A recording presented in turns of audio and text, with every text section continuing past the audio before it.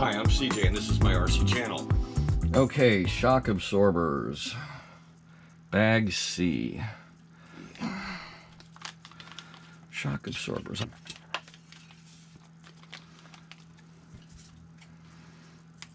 I did order a few extras when I bought this. I'll go ahead and detour for a moment just to show you. I'm going to do some of these along the way. None of these I'm going to do right now. This build, one or two videos, however many it takes, is going to be assembling the car stock exactly as it comes in the one box. No extras. That way you see the entire process, and if you decide to buy it as is, you've seen everything you need to do your assembly. I will go back, disassemble, and add additional upgrade parts in future videos. They offer a metal motor mount. This is going to help take heat away from the motor. It's going to make the whole assembly a little stronger. Nice to have. They have metal pinion gears. I ordered 3 different sizes. They offer some different springs. These are soft, and I think I've got another pair somewhere. I misordered on this. I should have gotten 2 packs of the dog bones. Maybe they didn't. Maybe one was delayed and they didn't put it in the package. In any event, the stock ones are plastic, and they offer these, I'm sure, for a reason. So I went ahead and got a pair of those. They have carbon fiber shock towers. Many of these parts are only like $5 or $6 a piece. They're very inexpensive. Some of them are 10. These are probably like $5, $6 a pop, as I recall. So some carbon shock towers. Another pair of springs. These are hard springs, so I've got soft and hard, and medium is probably what comes with them. And then I got the complete aluminum oil shock absorber kit, which has seals. So these are actually going to be tunable, whereas this is going to be more of a friction-based kind of thing. It's not going to have as good damping as these will have. They've actually got, each shock has a little O-ring, and they have little bladders as well. So that's pretty neat. And they have a carbon fiber chassis kit, which is basically going to take that big plastic box, toss it aside, and everything will get assembled onto this nice little chassis. They even give you a little on-off switch to solder in, which is going to bolt to the chassis right here. It's nice. Again, this was probably the single most expensive kit. I don't think it was more than about $20. So this will be a real big redo. And they make aluminum wheels. And again, these were so inexpensive, I couldn't resist. So all of that stuff will get covered. And in addition to that,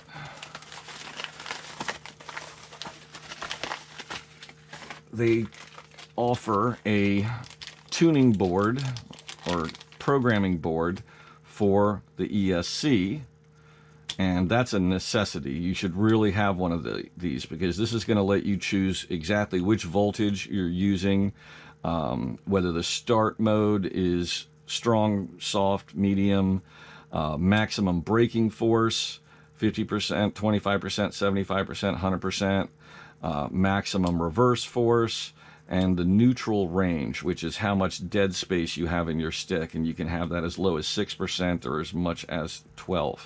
And all that is done with this little card. So nice thing to have.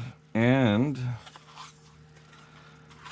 a high performance brushless motor. Again, couldn't resist since I was ordering all this stuff anyway. And a standalone speed control. So to go with that, I ordered a micro receiver that is going to work with my Noble transmitter, which is going to give me all the programming options that a simple transmitter like this will not give me. So this should be a lot of fun. This is really neat.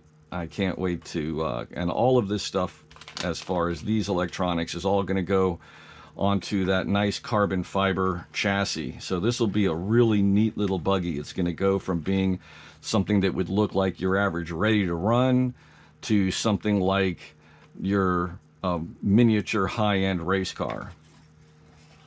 So this will be a lot of fun to do. I love building things. Can't help it.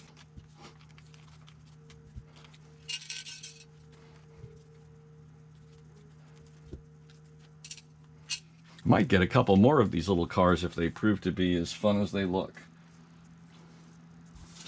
This is something I could also be running on my backyard racetrack with the artificial turf.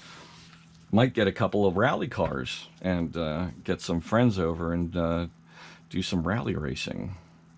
So you definitely can't get this to slit by hand. This is going to take a lot of effort, but it does provide some protection for the overall drivetrain. So they don't give us any special information about assembling these shock absorbers.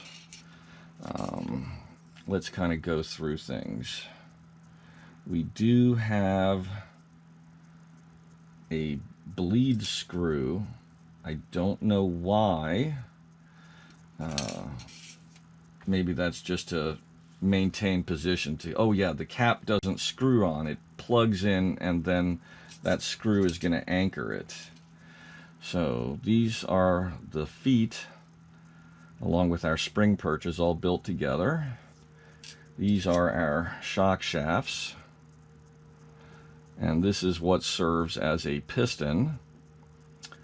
But we need, you know, a small straight edge so that we can screw our lower connector on.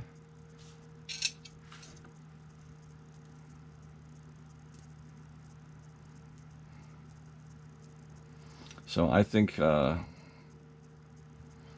don't think it's worth even putting grease in here. I might put a little in, but there's no seal down here, and it's not exactly tight.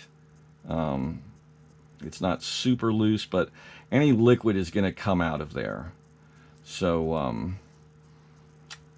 I got an idea.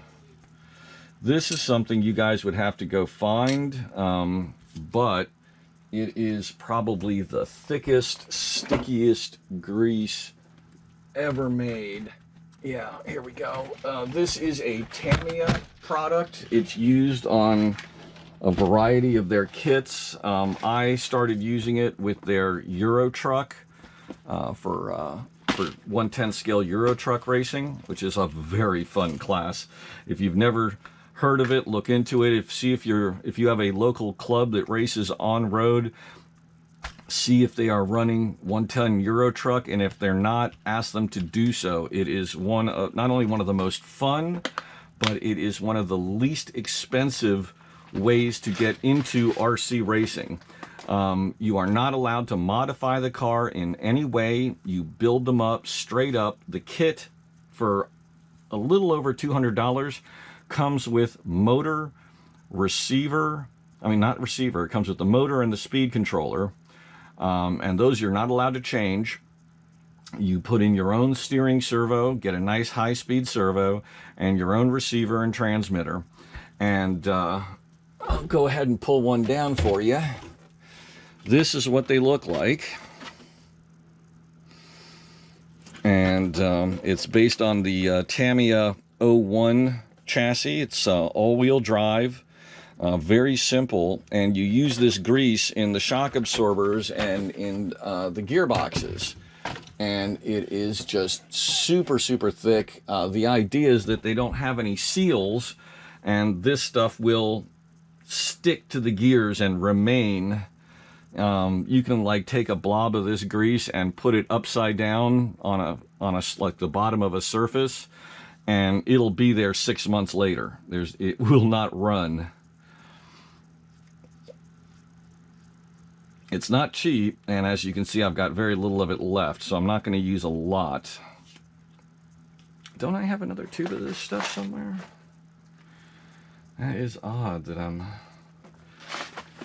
so low on it. But anyway, I'm going to put a little bit of this on the shaft of each of these shocks and hopefully get a little bit of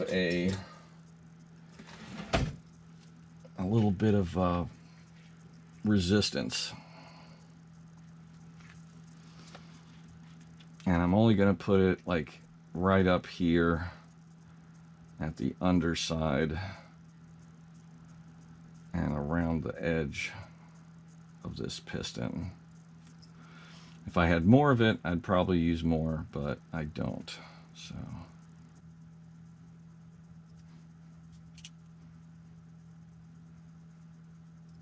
yeah, and right off the bat, that immediately has an effect. So I'm okay with that. That at least does something. So let's see, do the springs go? No, they don't go over that size. So we need to put on our spring and screw on our base with our spring perch.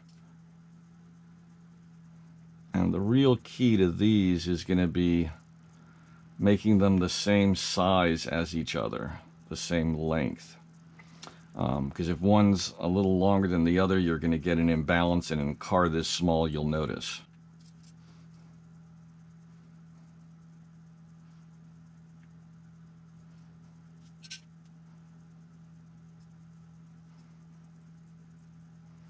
Good.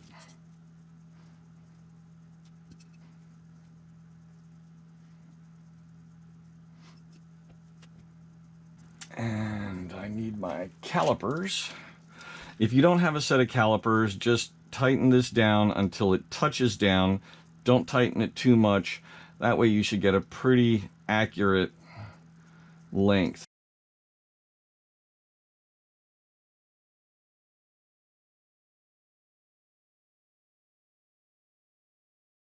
There we go. Those two are the same. Let's see, there's a hole on one side but not the other, so make sure that you line up this hole with this hole. There's two little teeth here and two slots here on either side, so that plugs in just like that. Take your screw.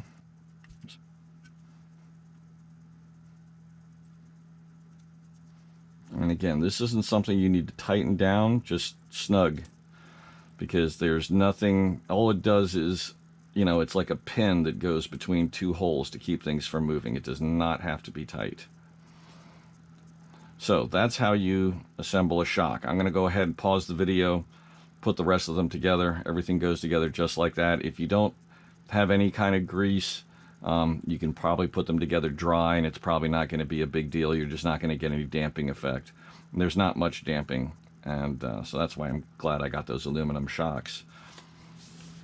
Okay, we are on to bag D. Now, I just want to mention something about the modified parts that I mentioned earlier, the upgrades.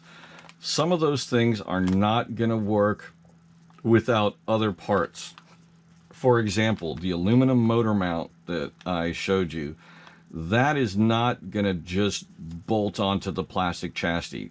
That, I believe, is made specifically to work with the carbon fiber chassis. In other words, if you buy the carbon fiber chassis, this plastic mount is probably not going to work. So if you do decide to buy any of those modified parts, or you're interested in it, wait until you see my videos on those parts, because I'm going to show you what will work with this kit and what only works when you do the full carbon fiber up build. Okay? Because I don't want you guys just buying a bunch of stuff and then being upset, you know, being frustrated that you got something that that you can't use, doesn't work with the car, doesn't fit, and then you're like, hey, why'd you show me that stuff, you know, and then it doesn't work for you. So you know, bide your time, or buy everything, you know, and then you can, you know, tinker, and what fits and what doesn't. and then it's not on my head, because I don't want to steer you guys wrong. So this is bag D.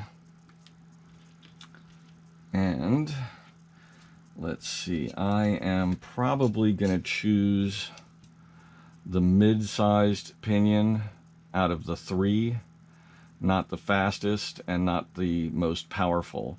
And I'm probably going to go ahead and use one of my new brass ones, because that's not as much a modification as it is like a minor upgrade, but I want to make sure that the tooth count on those is the same.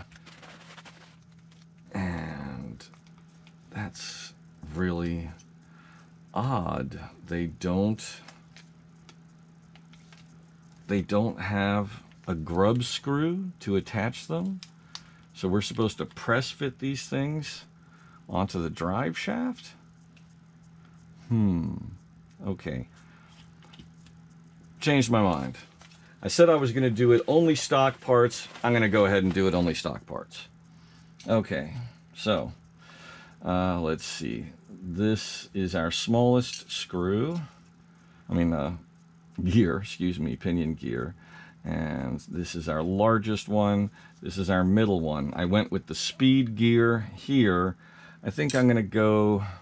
You know what? I know someone's going to be like, how fast does it go? And I will put my little GPS on this thing and go for a speed run with it. So I'm going to put the smallest one on here. Wait a minute. I need to go with the biggest one. What am I thinking? Sorry, got my gear ratio mixed up. 14 tooth. They also give us a 13 and a 12. So 12 and 13 go into the parts box. Go ahead and stick up another divider here.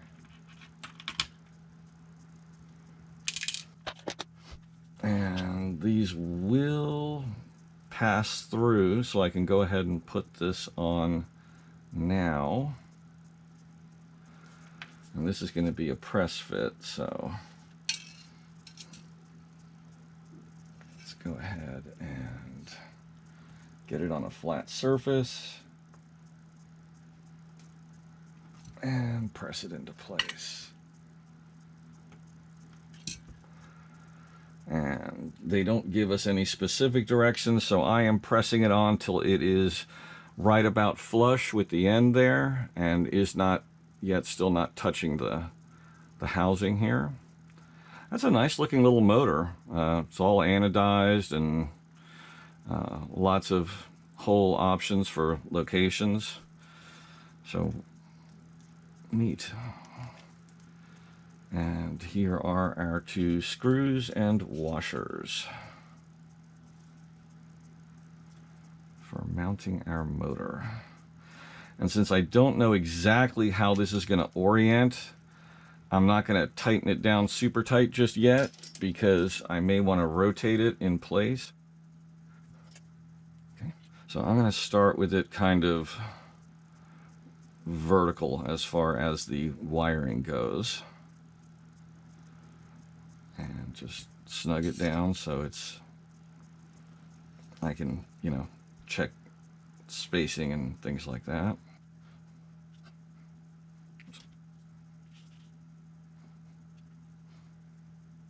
Okay. And now we move on to bag E with our servo and our servo saver. And I really have to say again, I've said it before and I'm going to say it again, this is a very, very nicely organized kit. The way they have put everything together makes this super easy to build. Even a fairly inexperienced person, the drive shaft is going to give you a conniption fit, but the diffs are not hard to build. The shocks are not hard to build. Everything fits very, very well. So far, everything goes together properly. The tolerances are all good. The hardware's half decent. Certainly for the price point, the hardware's very good. Now, again, this is something that I'm not 100% sure about. I'm going to orient based on the way they show it. I also can't be sure that this is centered, and I can't test it because I don't have a servo tester. So this is something we may need to revisit, but I'm going to go ahead and put it together now the way they show, and hopefully I won't need to do too much trial and error as far as fit goes. So what we have is two pieces that have a little wedges cut into them, so that if it gets too much pressure against it, it's going to make it start to turn, and the spring pressure against this piece prevents that from happening up to a certain amount of torque. That is how it protects the servo. And I probably should go ahead and put the screw through here first. That'll be easier than trying to hold it all together. And I'm going to put the end piece here facing downwards, which is the way it's shown in the diagram. And we'll see if that is something that holds true or if I need to make adjustments. So let's go ahead and tighten that down.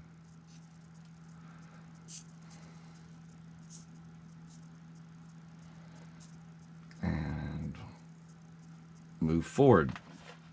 So bag F for front suspension.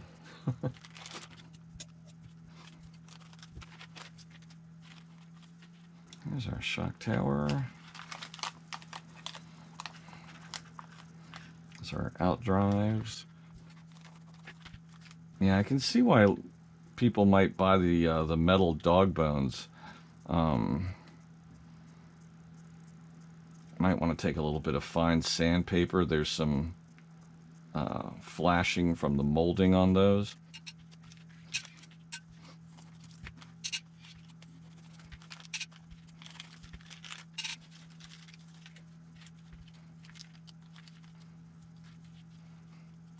And they do give us complete ball bearings, which is very nice. I'm going to leave the screws in their bags for just a little bit. And I'm going to, now that I've got everything out here, I am going to pause and grab a bite of dinner and come back to this. Do you find these videos to be helpful, useful to you? Then please help me keep this channel going by donating. Click the link up here and you can donate safely through PayPal on either a one-time or a monthly basis, your choice. Okay, we are working bag F. Some of these parts need a little cleaning, like right here we've got some plastic flashing where it came off the molding tree, and that might cut up against the diff case. This is soft plastic, so be careful not to take too much material off. Also, some of these, the pins,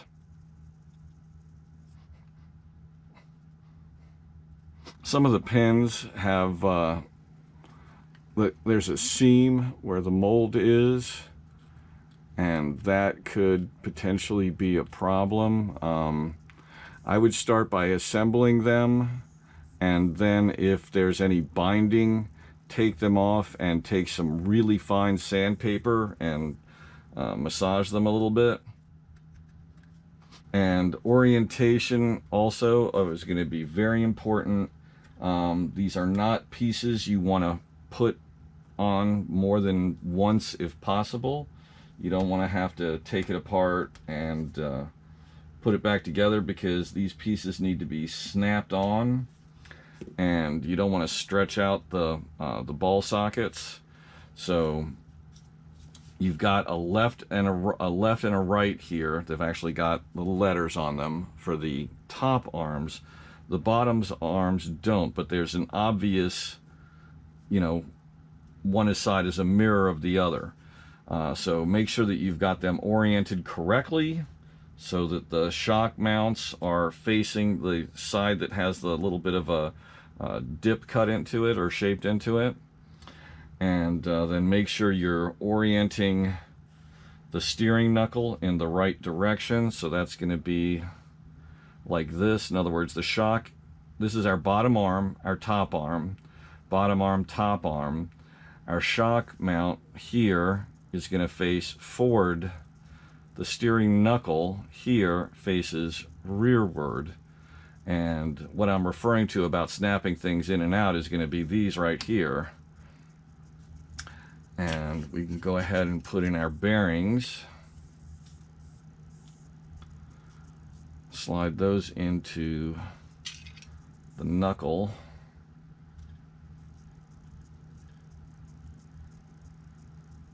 One way to do that is just push it in using the axle with the out drive.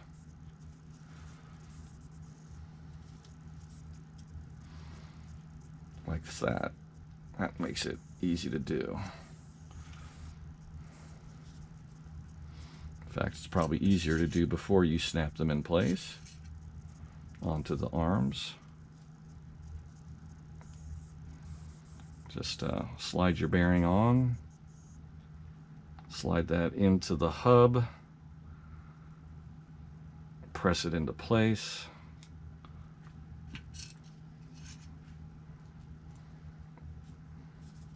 Put in the one for the opposite side, press it into place.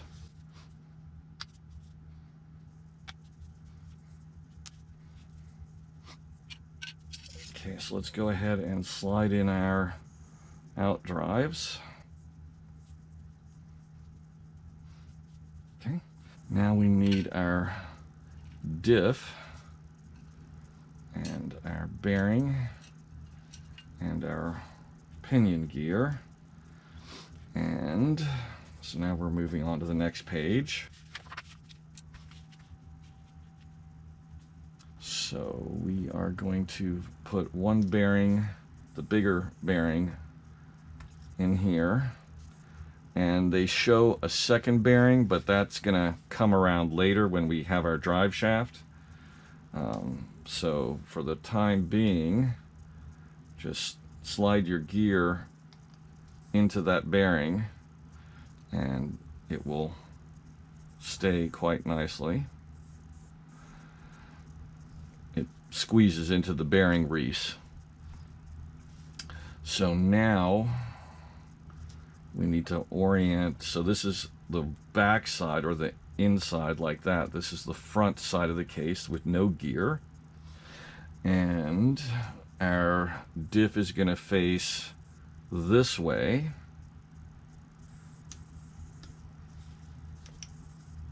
And just slide the bearings into place. That's odd.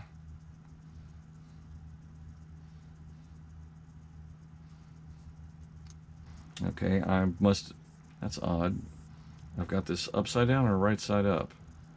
I've got it right side up, but this fits in the opposite direction of the directions. It's not going to affect how the car runs, but you need it to fit smoothly. So instead of your differential facing this way, face it this way. And the bearings drop in nice and smooth.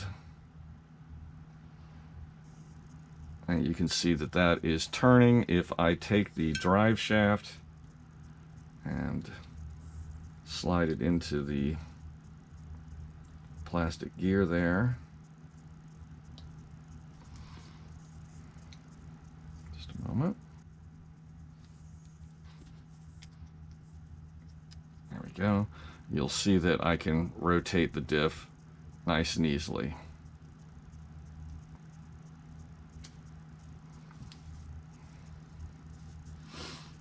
So this is a good time to apply some grease to our pinion gear. You don't have to saturate it, just make sure that there's a good coating there. So before we can close the case, we have to get our arms in place, and we need our drive shafts in place as well. So put in your dog bone, get your dog bone started there, put in the arm, put in the top arm. Now we come over to this side and we do the same thing. Get our dog bone in place. Get the arm in place. And get the top arm in place. Oops.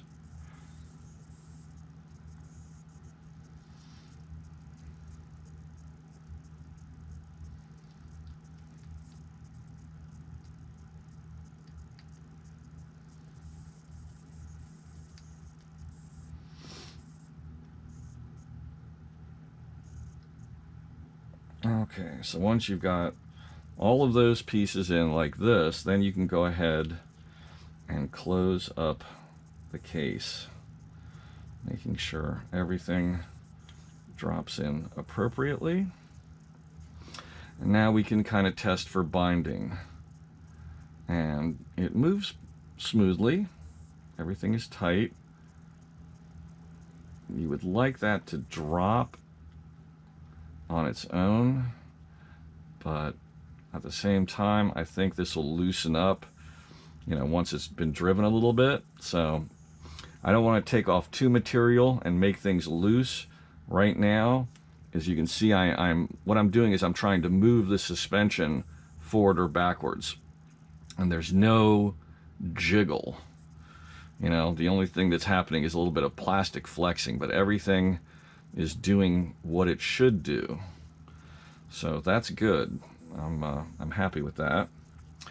So now to screw this together, I'm gonna need 1, 2. Okay, there's one screw that goes in the bottom here, and that's a 4x10, and then a pair of 4x8s are going to mount this to the front side here, like that. No, excuse me, I'm looking at the front. I changed my orientation by swinging it around, so like that. So our long screw and the next two screws down, those are the 3 in question here. Pull this one out. I didn't cut that all the way open.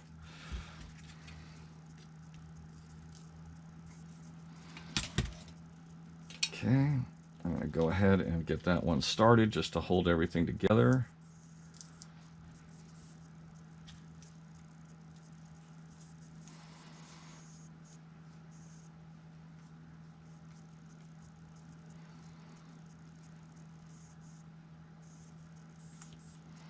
Again, don't over tighten. You're not trying to hermetically seal the differential. It's not going to happen.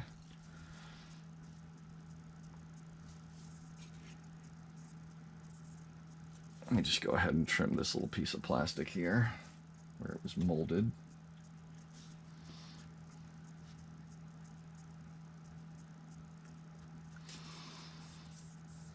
These are going to get replaced with carbon fiber in a future video.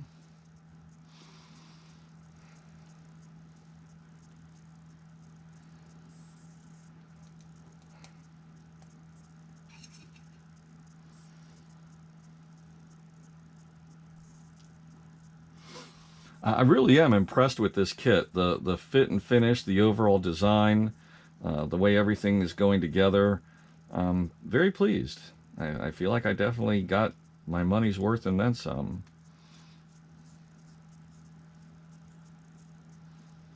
If only that drive shaft wasn't such a nightmare to put together. Because that kind of, and it's not that it's, you know, a flaw, but it does step up the assembly, you know, the difficulty level for the average hobbyist.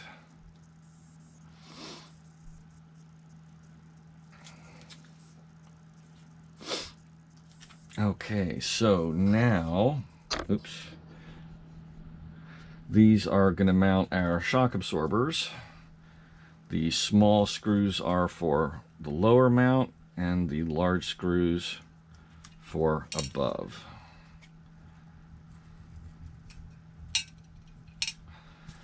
And now we can take two of our shocks. They're all identical. And let's see where they recommend. They recommend the two outer holes. I'll go with that for the first build. Put the retaining screw for the cap facing outward, just because you don't want it to, it doesn't look like it would impact anything, but you just want to be sure.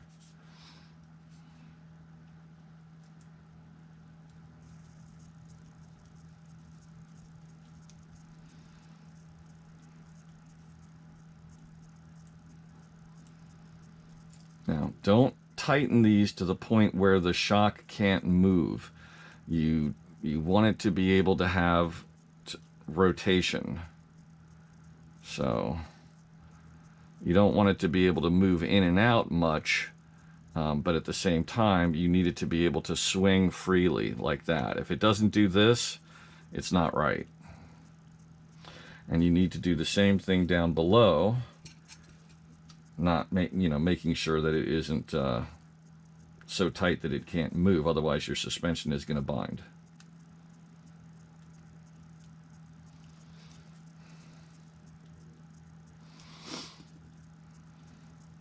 Oops. Get that in a second.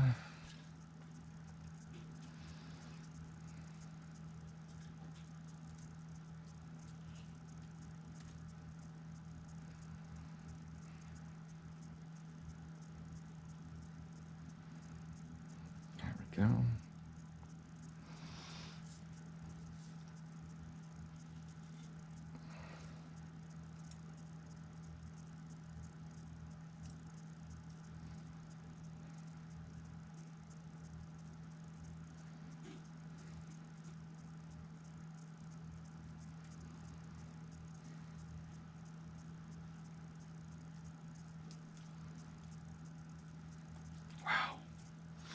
Tiny parts.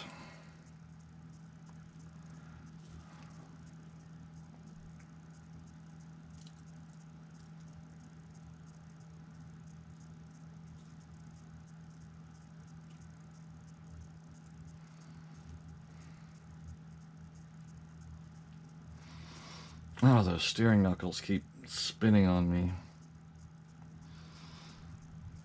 And I keep dropping out the dog bone.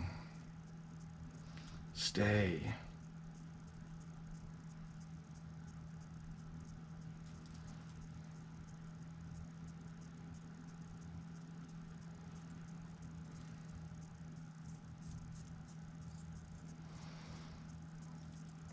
Again, make sure that it's not too tight.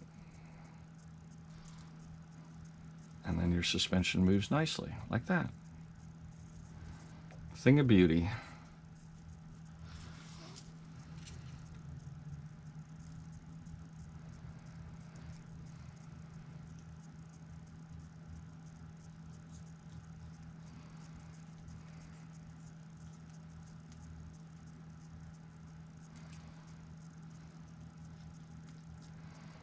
Okay.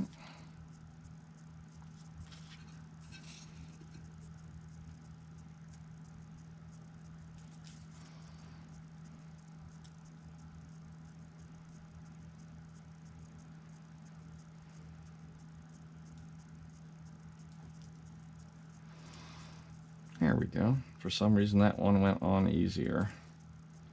Okay. Got good motion, both sides. Front suspension and axles and differential and everything is all put together in one nice little unit. Isn't that sweet? I love it. It's great design. Okay, so our front gearbox is assembled, our shocks are in place. Now it's time to go to bag G and do the rear suspension. This one will be a teeny bit easier because we don't have steering knuckles.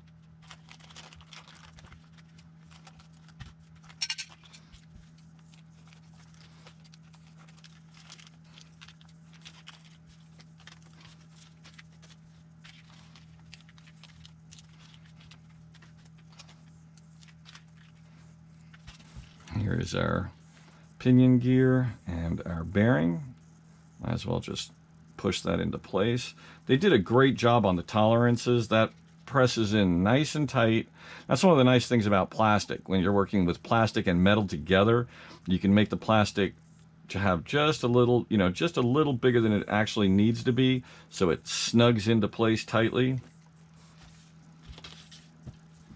You can't do that with metal and metal parts. You have to keep a certain tolerance. Okay, then these 3 screws hold the case together, so I'll go ahead and get those out now. Put the longer one separate from the other 2. Leave this aside for the moment.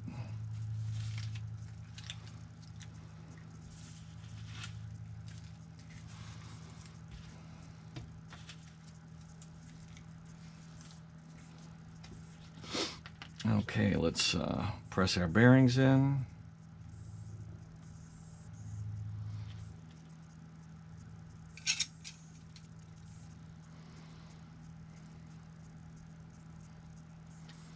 There we go. One, and now the other side. And these are identical. There's no left or right. They are the same. And it looks like they threw in an extra bearing for some reason. Oh, this one must be for the front side on this. Now, why didn't we get one for the other side there? I hope I did not misplace it somehow. Let's see, is it the same size? No, it's not. Okay, well, we'll cross that bridge when we get there. There's one bearing there, one bearing on that side. I got one bearing and one bearing. Maybe it's just that this one is designed a little different. I don't know. We'll see. The cases look identical. So this bearing presses into the inside of the inward facing side of the case. And these definitely need a little cleanup, so I'm going to pause.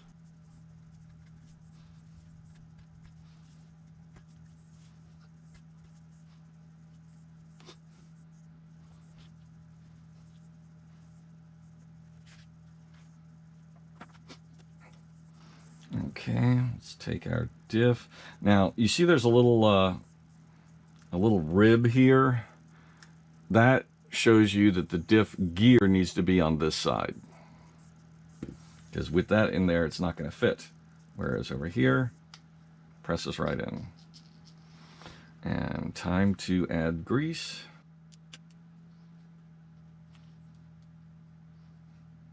If you add a little more than you think you need, it's just going to get flung off anyway and stick to the inside of the case, so don't worry about it. You can't put too much on as long as you're not like trying to fill the case. And you spin it and it immediately just smooths right out. Just cleaning off that hole there for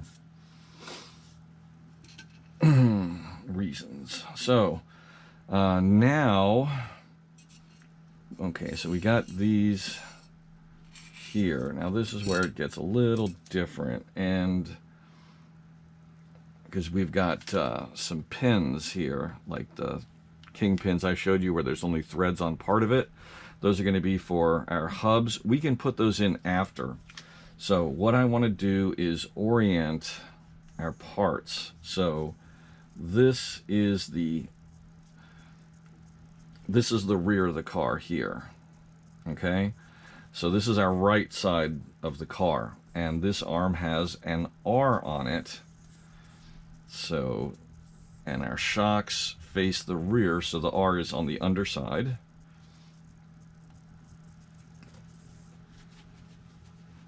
Just like this one has an L, and the L will be again on the underside. And then our L here needs to face this way because our okay, so let's start with our arms.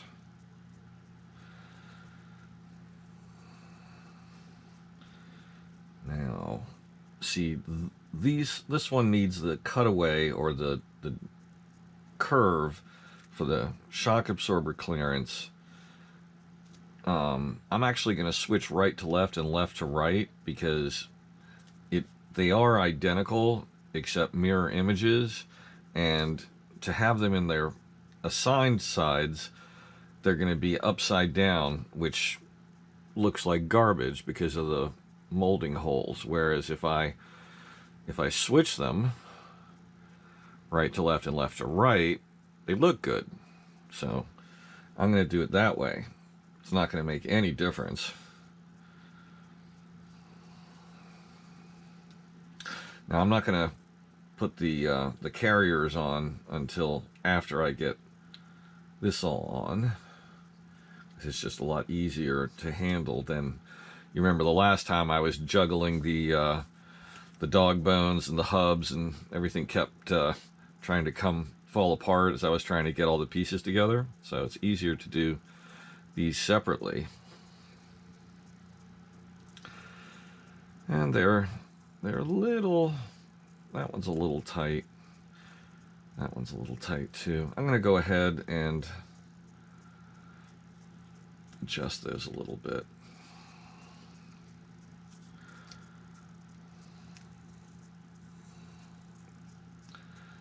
File them, sand them.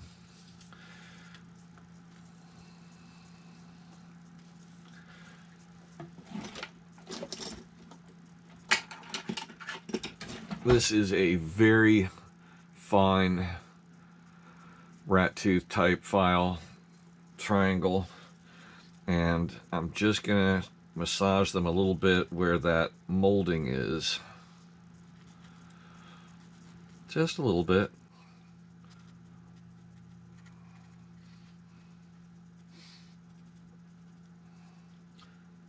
And see how that moves a little better.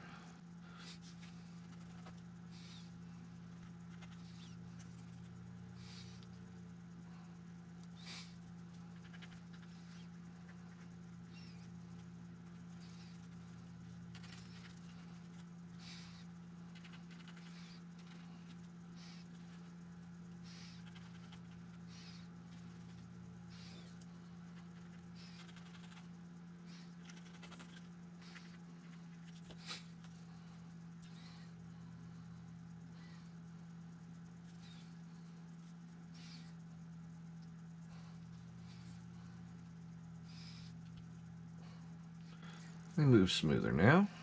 I think I'll let it break in on its own from there.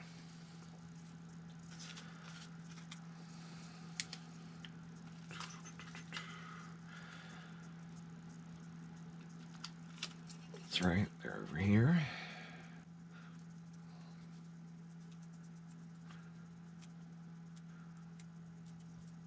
Okay.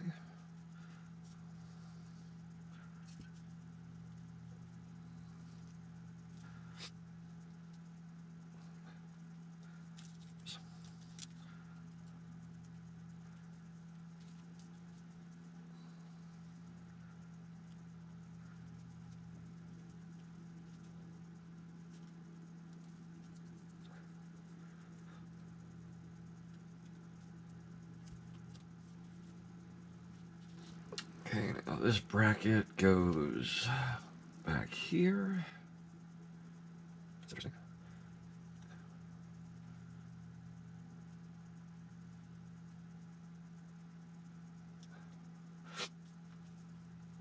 Let's see if we can get a clear image on that. Huh.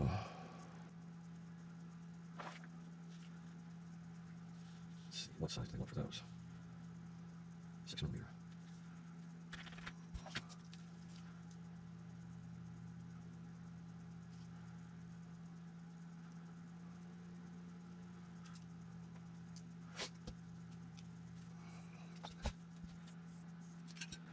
Those are upper shock screws.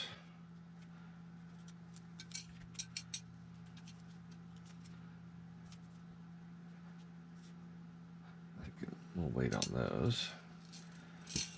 Now, those, again, that's not very clear how that's supposed to mount.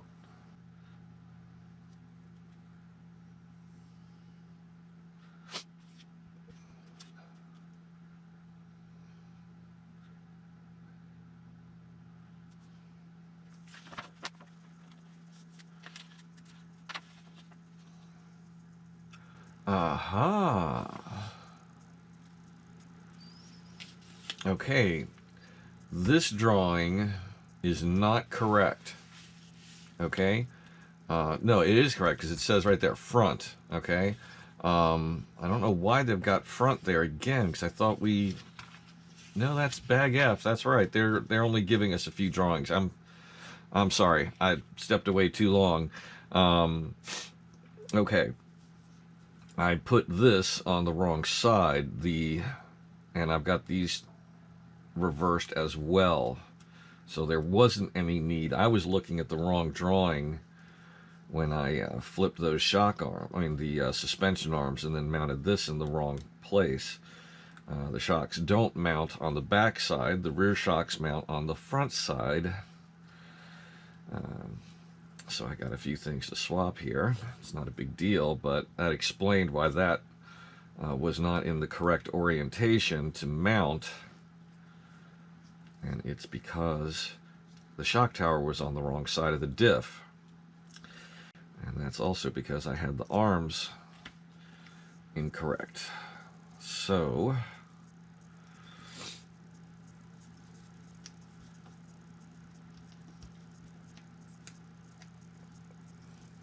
again, the shocks go on the front side, so I can go ahead and rotate those just to make them more aesthetically pleasing, instead of having them mount with the molded side in the wrong direction. And then left side here, right side here.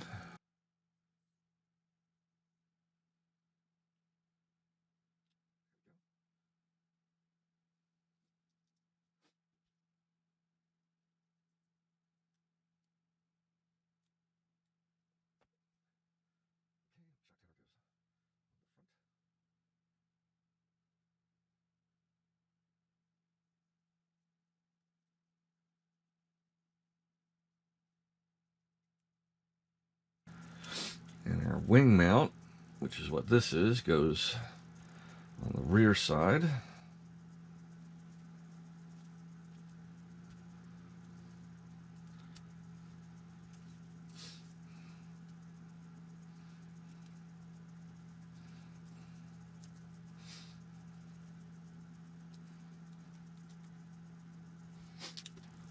And I'll go ahead and put the two wing screws in place for now, just so I know where they're at when I need them later.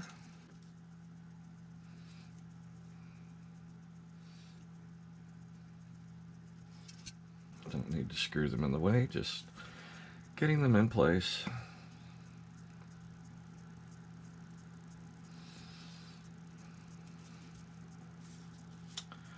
Okay, so now I'll do the hubs.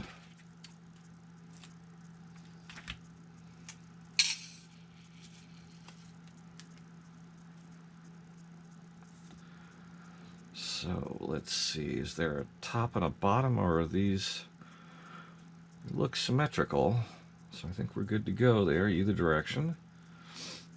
Get our dog bones into place.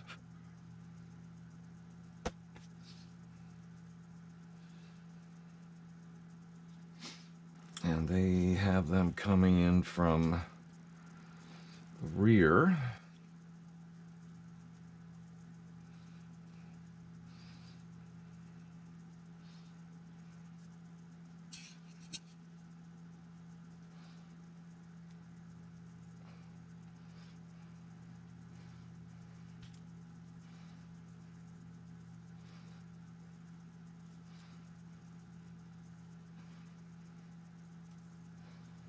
That's entirely too stiff. I'm thinking that the holes here may be a little tight. No, that's okay. Well, it's not too bad. I think again, I'm gonna just try to wear them in and see where it goes from there. And if they remain too sticky, I'll go ahead and swap them.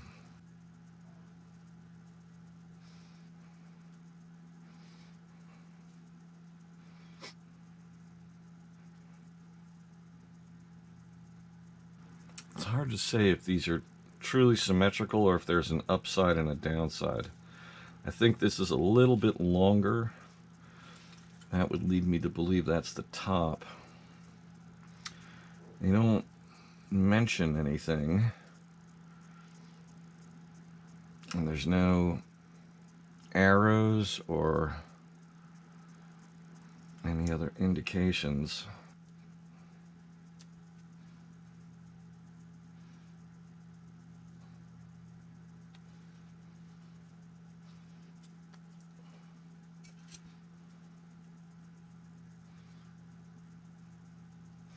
Okay, there is a left and an L right there in between the two fins there.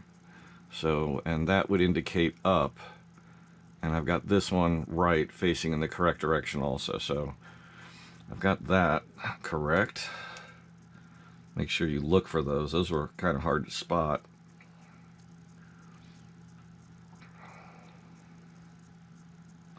Remember, these are also, you do not need to tighten them down overly tight. Just get them in place so that everything moves. If you bring them in too close, those threads are going to get too close and may actually touch, and that might make them too tight.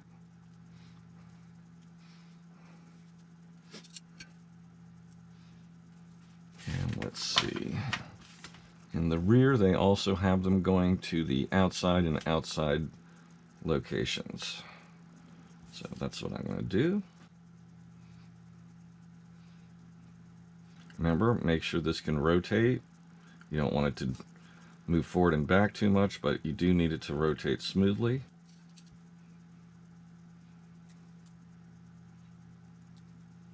And the same thing down here.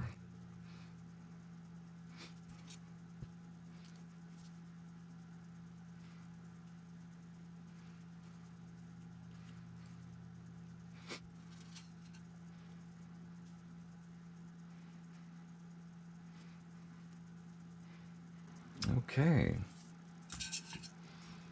and then this bearing is going to go in here.